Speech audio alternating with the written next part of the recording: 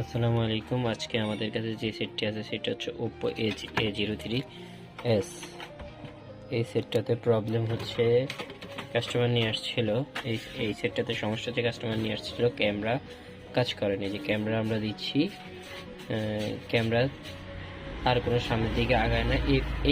ভাই এই পজিশনে তো দাঁড়িয়ে থাকে না, এভাবে তো দাঁড়িয়ে থাকতো। এই যে এই পজিশনে দাঁড়িয়ে থাকতো, ক্যামেরা আর সামনের দিকে আগাইতো না। তো আজকে আমরা স্টেপ বাই স্টেপ বোঝার চেষ্টা করবো কীভাবে ক্যামেরাটা কাজ করি।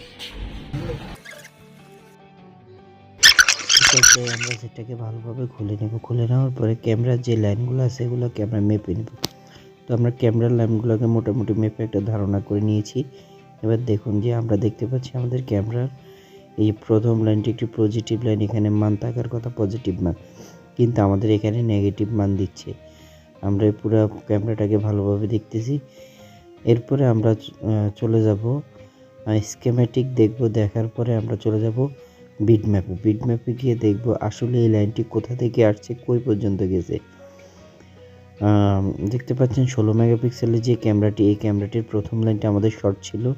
আমরা এখানে ক্লিক করছি, ক্লিক করা মাত্র আমাদের লাইনটা নিয়ে গেছে এমএমসির পাশে একটি লাইন। এই যে দেখতে পাচ্ছেন আমরা যাচ্ছি, এখানে গিয়ে এমএমসির পাশে একটি লাইনের ভিতর গিয়ে আমাদের এই লাইনটি আবার একটি লাইনার দিয়ে পাস হয়েছে। তো এখন এখানে হয়তো বা কোনো একটা গরমিল লাগছে, অথবা ইএমএসের ভিতর থেকে আমাদের লাইনটি শর্ট আছে। আমরা পুরোপুরি লাইনটি শর্ট পাইছি। এবার দেখুন আমরা এই যে দেখতে পাচ্ছেন আমাদের এখানে একটি ক্যাপাসিটরের সাথে আরেকটি ক্যাপাসিটর মিলে আছে। তার মানে আমাদের এখানে হয়তো বা কেউ একজন আইএসপি করতে গেছিলো, আইএসপি করতে গিয়ে একটির সাথে আরেকটি একটির সাথে আরেকটি বল মিলিয়ে ফেলছিল। তো আমরা যা জানি আর কি, এই Oppo A3s মোবাইলগুলো সাধারণত আইএসপি করা ছাড়া অনেক সময় খোলা যায় না। এই জন্য হয়তো কোনো ভাই লক খোলার জন্য আইএসপি করছিল। আইএসপি করার সময় ওনার হাত ফসকে একটা কম্পোনেন্টের সাথে অন্য কম্পোনেন্ট লেগে শর্ট হয়ে গেছিলো। এখন আমরা শর্ট সারিয়ে দেওয়ার পরে আলহামদুলিল্লাহ দেখতে পাচ্ছেন আমাদের ক্যামেরাটা 100% ওয়ার্ক করে গেছে।